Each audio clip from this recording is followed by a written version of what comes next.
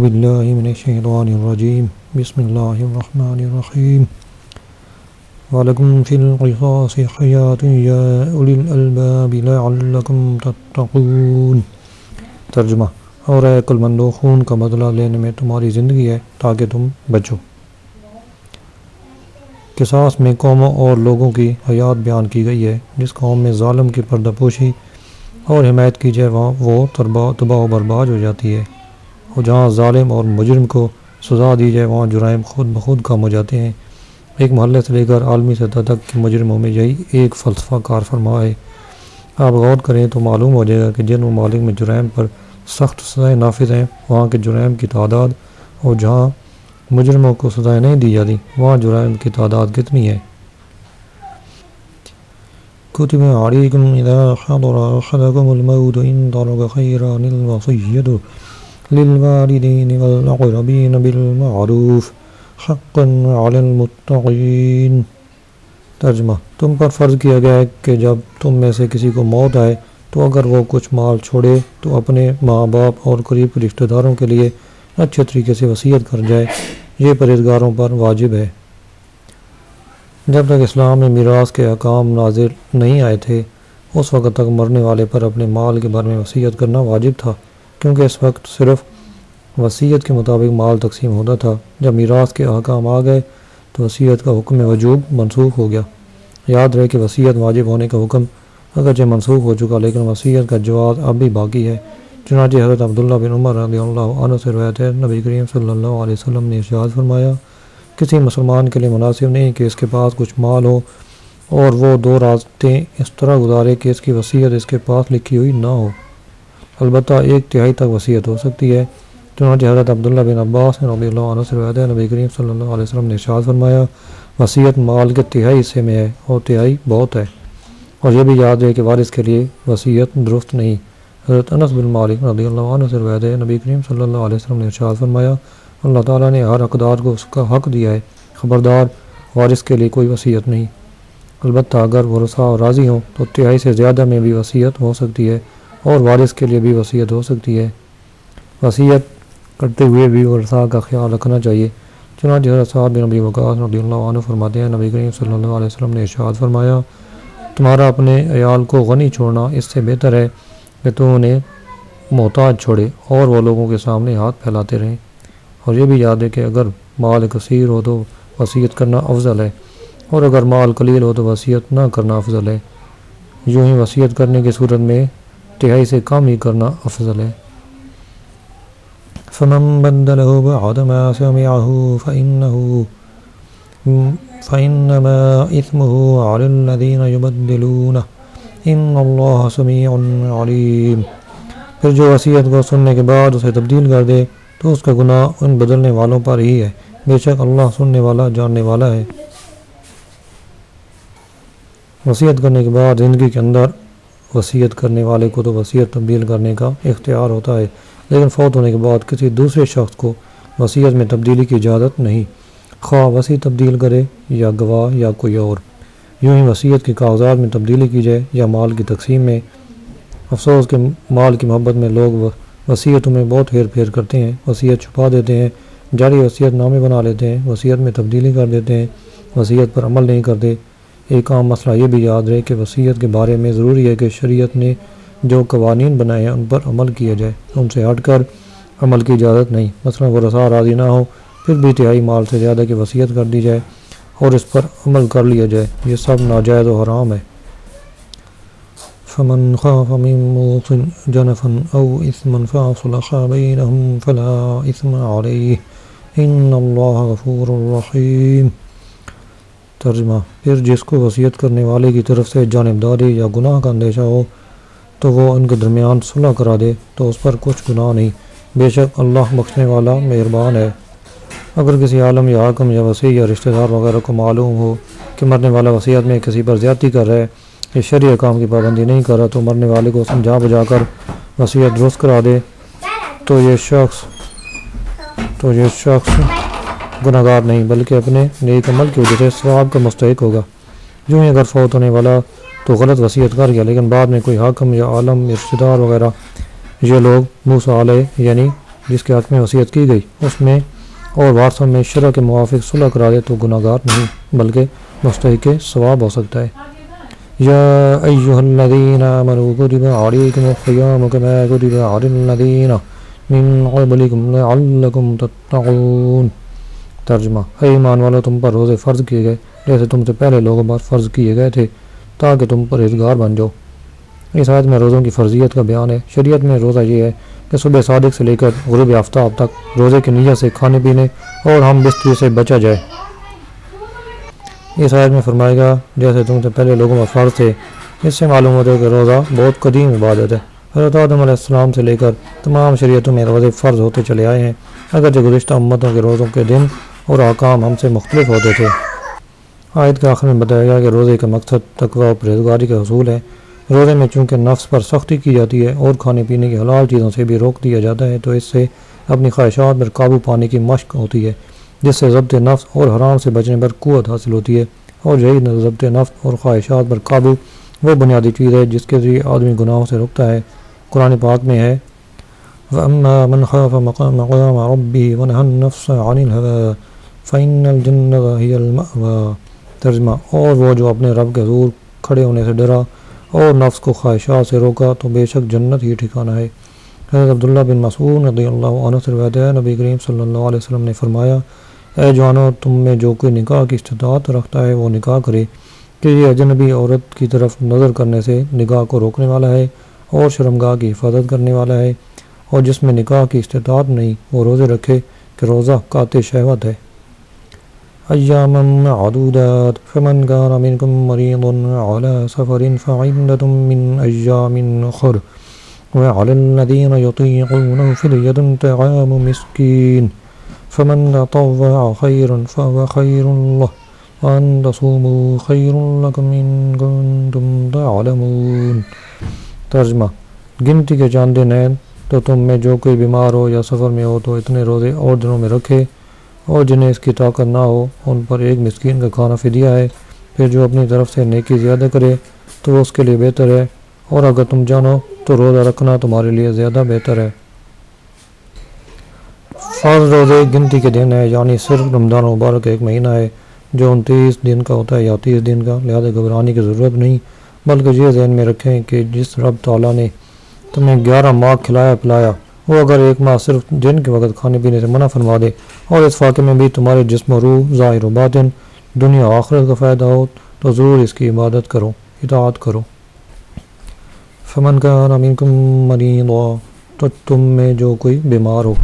حیض و نفاس والی عورت کو تو روزے رکھنے کی اجازت ہی نہیں، وہ تو بعد میں قضا کرے گی۔ اس کے علاوہ بھی چند افراد ہیں جنہیں روزہ چھوڑنے کی اجازت ہے۔ آیت میں بطور خاص بیمار اور مسافر کو رخصت دی گئی ہے، لیکن یہ یاد رہے کہ سفر سے مراد 3 دن کی مسافت یعنی 57.5 میل یا 92 کلومیٹر ہے۔ اس سے کم سفر ہے تو روزہ چھوڑنے کی اجازت نہیں ہے۔ مریض کو بھی رخصت ہے کہ جب کہ اسے روزہ رکھنے سے مرض کی زیادتی یا ہلاک ہونے کا اندیشہ ہو تو یہ روزہ چھوڑ دے اور بعد میں ممنوع ایام کے علاوہ اور دنوں میں روزہ رکھ لے۔ البتہ یہ یاد ہے کہ مریض کو محض زیادہ بیماری کے یا ہلاکت کے صرف وہم کی بنیاد پر روزہ چھوڑنا جائز نہیں، بلکہ ضروری ہے کہ کسی دلیل یا سابقہ تجربے یا کسی ایسے طبیب کے کہنے سے غالب گمان حاصل ہو جو طبیب ظاہری طور پر فاسق نہ ہو۔ روزے کے متعلق چند اہم مسائل۔ نمبر 1، جو فی الحال بیمار نہ ہو لیکن مسلمان ماہر طبیب یہ کہے کہ وہ روزہ رکھنے سے بیمار ہو جائے گا، وہ بھی روزہ چھوڑ سکتا ہے۔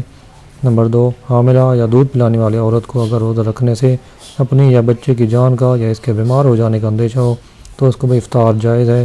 نمبر 3، جس مسافر نے طلوع فجر سے قبل سفر شروع کیا اس کو تو روزہ چھوڑنے کی اجازت ہے، لیکن جس نے طلوع فجر کے بعد سفر کیا اس کو اس دن کا روزہ چھوڑنے کی اجازت نہیں ہے۔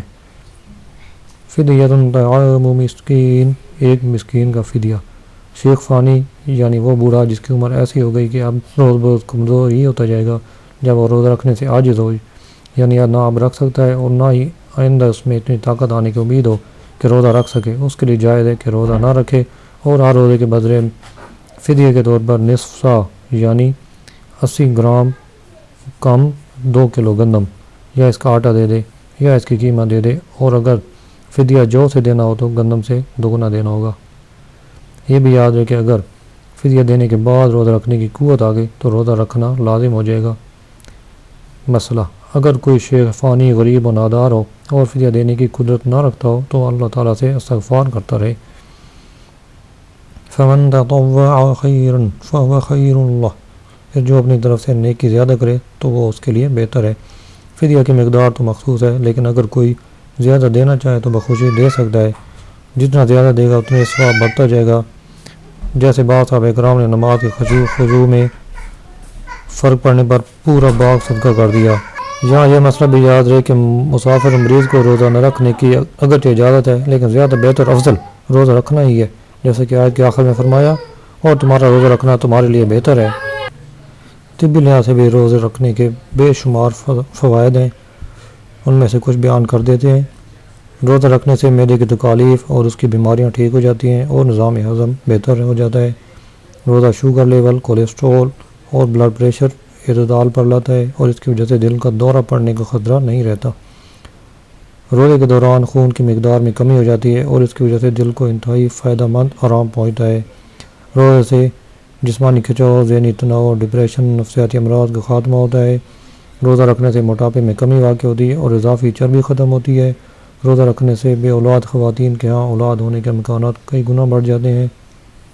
اور حضرت امام احمد رضا خان رحمۃ اللہ علیہ فرماتے ہیں، ابھی چند سال ہوئے ماہ رجب میں حضرت والد ماجد خواب میں تشریف لائے اور مجھ سے فرمایا اب کے رمضان میں مرض شدید ہوگا، روزہ نہ چھوڑنا۔ ویسے ہی ہوا اور ہر چند طبیب وغیرہ نے کہا، میں نے الحمدللہ روزہ نہ چھوڑا اور اسی کی برکت نے اللہ تعالیٰ کے فضل سے شفا دی کہ حدیث میں ارشاد ہوا ہے روزہ رکھو تندرست ہو جاؤ گے۔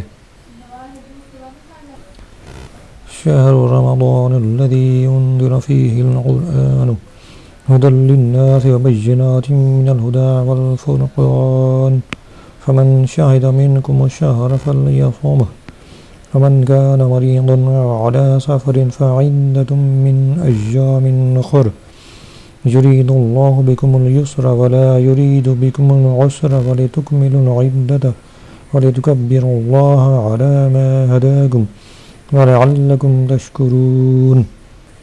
ترجمہ: رمضان کا مہینہ ہے جس میں قرآن نازل کیا گیا، جو لوگوں کے لیے ہدایت اور رہنمائی ہے اور فیصلے کی روشن باتوں پر مشتمل ہے۔ تو تم میں جو کوئی یہ مہینہ پائے تو ضرور اس کے روزے رکھے، اور جو بیمار ہو یا سفر میں ہو تو اتنے روزے اور دنوں میں رکھے۔ اللہ تم پر آسانی چاہتا ہے اور تم پر دشواری نہیں چاہتا، اور یہ آسانیاں اس لیے ہیں تاکہ تم روزوں کی تعداد پوری کر لو اور تاکہ تم اس بات پر اللہ کی بڑائی بیان کرو کہ اس نے تمہیں ہدایت دی اور تاکہ تم شکر گزار بن جاؤ۔ اس آیت میں ماہ رمضان کی عظمت و فضیلت کا بیان ہے اور اس کے دو عام ترین فضیلتیں ہیں۔ پہلی یہ کہ اس مہینے میں قرآن اترا اور دوسری یہ کہ روزوں کے لیے اس مہینے کا انتخاب ہوا۔ اس مہینے میں قرآن اترنے کے یہ معنی ہے۔ رمضان وہ ہے جس کی شان و شرافت کے بارے میں قرآن پاک نازل ہوا۔ قرآن کریم کے نازل ہونے کی ابتدا رمضان میں ہوئی۔ مکمل قرآن کریم رمضان مبارک کی شب قدر میں لوح محفوظ سے آسمان دنیا کی طرف اتارا گیا اور بیت العزت میں رہا۔ یہ اسی آسمان پر ایک مقام ہے جہاں سے وقتاً فوقتاً حکمت کے مطابق جتنا اللہ تعالیٰ کو منظور ہوا جبریل امین علیہ السلام لاتے رہے، اور یہ نزول 23 سال کے عرصہ میں پورا ہوا۔ رمضان وہ واحد مہینہ ہے کہ جس کا نام قرآن پاک میں آیا، اور قرآن مجید سے نسبت کی وجہ سے ماہ رمضان کو عظمت و شرافت ملی۔ اس سے معلوم ہوا کہ جس وقت کو کسی شرف و عظمت والی چیز سے نسبت ہو جائے وہ قیامت تک شرف والا ہے۔ اسی لیے جس دن اور گھڑی کو نبی کریم صلی اللہ علیہ وسلم کی ولادت اور معراج سے نسبت ہے وہ عظمت و شرافت والے ہو گئے، جیسے حضرت آدم علیہ السلام کی روز جمعہ پیدائش پر جمعہ کا دن عظمت والا ہو گیا۔ حضرت یحییٰ علیہ السلام کی پیدائش، وصال اور زندہ اٹھائے جانے کے دن پر قرآن میں سلام فرمایا گیا۔ اسی طرح حضرت عیسیٰ علیہ السلام کا اپنی پیدائش، وصال اور زندہ اٹھائے جانے کے دن پر سلام فرمانا قرآن میں مذکور ہے۔ زیر تفسیر آیت میں قرآن مجید کی 3 شانیں بیان ہوئی۔ نمبر 1 قرآن ہدایت ہے، نمبر 2 روشن نشانی پر مشتمل ہے، اور نمبر 3 حق و باطل میں فرق کرنے والا ہے۔ قرآن شریف کے 23 نام ہیں اور جہاں قرآن مجید کا دوسرا مشہور نام فرقان ذکر کیا گیا ہے۔ یرید اللہ بکم الیسر، اللہ تم پر آسانی چاہتا ہے۔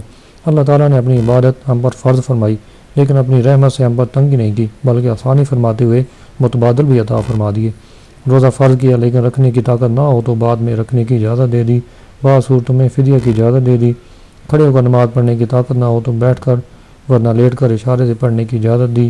1 مہینہ روزہ کا حکم فرمایا تو 11 مہینے دن میں کھانے کی اجازت دے دی، اور رمضان میں بھی راتوں کو کھانے کی اجازت دی، بلکہ سحری افطاری کے کھانے پر ثواب کا وعدہ فرمایا۔ گنتی کے چند جانوروں کا گوشت حرام فرما دیا تو ہزاروں جانوروں پرندوں کا گوشت حلال فرما دیا۔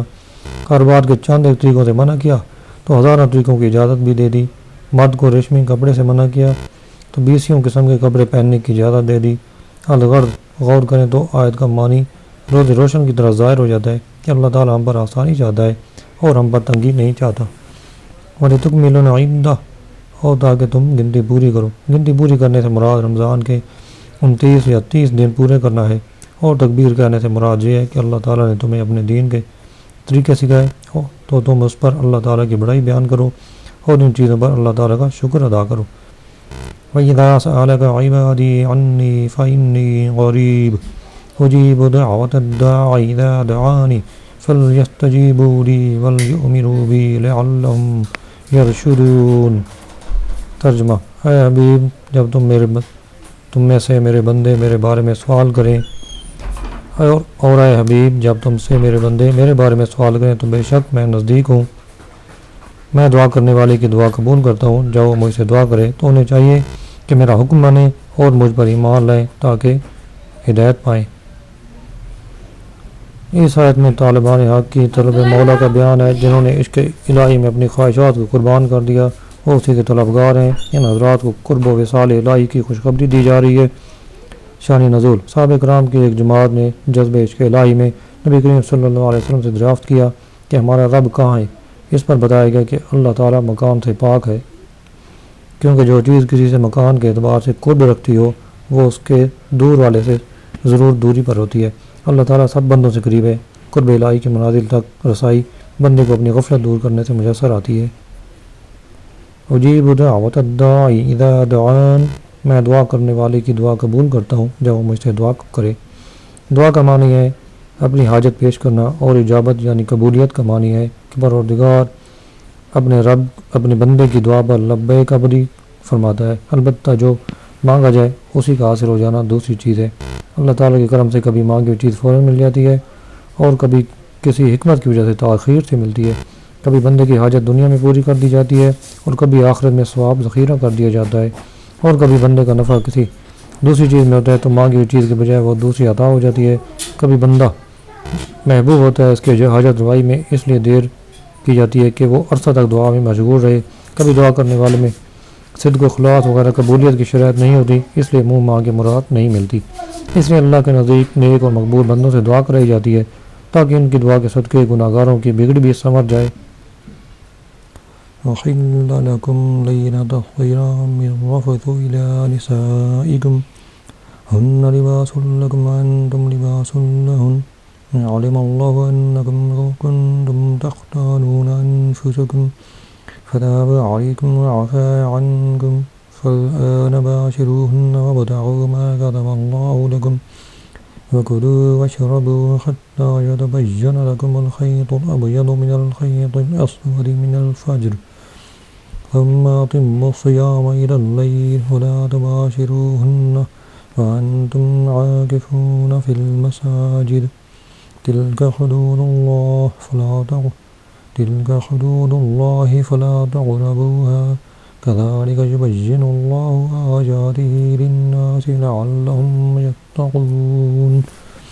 ترجمہ: تمہارے لیے روزوں کی راتوں میں اپنی عورتوں کے پاس جانا حلال کر دیا گیا، وہ تمہارے لیے لباس ہیں اور تم ان کے لیے لباس ہو۔ اللہ کو معلوم ہے کہ تم اپنی جانوں کو خیانت میں ڈالتے تھے تو اس نے تمہاری توبہ قبول کی اور تمہیں معاف فرما دیا، تو اب ان سے ہم بستری کر لو اور جو اللہ نے تمہارے نصیب میں لکھا ہوا ہے اسے طلب کرو، اور کھاؤ اور پیو جہاں تک کہ تمہارے لیے فجر کی سفیدی صبح کا ڈورا سیاہی رات کے ڈورے سے ممتاز ہو جائے،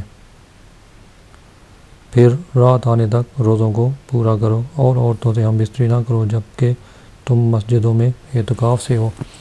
یہ اللہ کی حدیں ہیں تو ان کے پاس نہ جاؤ۔ اللہ یوں ہی لوگوں کے لیے اپنی آیات کھول کر بیان فرماتا ہے تاکہ وہ پرہیزگار ہو جائیں۔ شان نزول: شروع اسلام میں افطار کے بعد کھانا پینا جمع کرنا نماز عشاء تک حلال تھا۔ نماز عشاء کا وقت شروع ہونے کے بعد یہ سب چیزیں بھی حرام ہو جاتی تھیں، یوں ہی سونے کے بعد بھی یہ چیزیں حرام ہو جاتی تھیں اگرچہ ابھی عشاء کا وقت شروع نہ ہوا ہو۔ بعض صحابہ کرام رضی اللہ عنہم سے رمضان کی راتوں میں ہم بستری کا فعل سرزد ہوا، اس پر وہ حضرات نادم ہوئے اور بارگاہ رسالت میں صورتحال عرض کی تو یہ آیت اتری اور فرما دیا گیا کہ آئندہ تمہارے لیے رمضان کی راتوں میں اپنی عورتوں کے پاس جانا حلال کر دیا گیا، نیز اللہ تعالیٰ کو معلوم ہے کہ تم اپنی جانوں کو خیالت میں ڈالتے رہے ہو، لیکن اللہ تعالیٰ نے تمہیں معاف فرما دیا اور آئندہ کے لیے اجازت بھی عطا فرما دی۔ آیت میں خیانت سے وہ ہم بستری مراد ہے جو اجازت سے پہلے رمضان کی راتوں میں مسلمانوں سے سرزد ہوئی تھی۔ وابتغوا اور تلاش کرو، اللہ تعالیٰ کے لکھے ہوئے کو طلب کرنے سے مراد یا تو یہ ہے کہ عورتوں سے ہم بستری اولاد حاصل کرنے کی نیت سے ہونی چاہیے جس سے مسلمانوں کے افرادی قوت میں اضافہ ہو اور دین قوی ہو۔ ایک قول یہ ہے کہ اس سے مراد شرعی طریقے کے مطابق یہ فعل کرنا ہے، اور ایک قول یہ بھی ہے کہ جو اللہ تعالیٰ نے لکھا اس کو طلب کرنے کے معنی ہے رمضان کی راتوں میں کثرت سے عبادت کرنا اور بیدار رہ کر شب قدر کی جستجو کرنا۔ وَكُلُوا وَاشْرَبُوا اور کھاؤ اور پیو، یہ آیت حضرت سلمہ بن قیس رضی اللہ عنہ کے حق میں نازل ہوئی۔ آپ محنتی آدمی تھے، ایک دن روزے کی حالت میں دن بھر اپنی زمین میں کام کر کے شام کو گھر آئے، بیوی سے کھانا مانگا، وہ پکانے میں مصروف ہو گئی اور یہ تھکے ہوئے تھے اس لیے ان کی آنکھ لگ گئی۔ جب بیوی نے کھانا تیار کر کے انہیں بیدار کیا تو انہوں نے کھانے سے انکار کر دیا، کیونکہ اس زمانے میں سو جانے کے بعد روزہ دار پر کھانا پینا ممنوع ہو جاتا تھا۔ چنانچہ اسی حالت میں آپ رضی اللہ عنہ نے دوسرا روزہ رکھ لیا، جس سے کمزوری انتہا کو پہنچ گئی اور دوپہر کے وقت بے ہوش ہو گئے۔ نبی کریم صلی اللہ علیہ وسلم کی بارگاہ میں ان کا حال بیان کیا گیا تو ان کے بارے میں یہ آیت نازل ہوئی اور رمضان کی راتوں میں کھانا پینا مباح فرما دیا گیا۔ آیت میں سفید اور سیاہ ڈورے کا تذکرہ ہے، اس سے رات کو سیاہ ڈورے سے اور صبح صادق کو سفید ڈورے سے تشبیہ دی گئی ہے، اور معنی یہ ہے کہ تمہارے لیے کھانا پینا رمضان کی راتوں میں مغرب سے صبح صادق تک جائز کر دیا گیا۔ یاد ہے کہ بغیر افطار کیے اگلا روزہ رکھ لینا اور یوں مسلسل روزے رکھنا صوم وصال کہلاتا ہے اور یہ ممنوع ہے۔ اس کی اجازت صرف نبی کریم صلی اللہ علیہ وسلم کو تھی اور یہ آپ کی خصوصیات میں سے ہے۔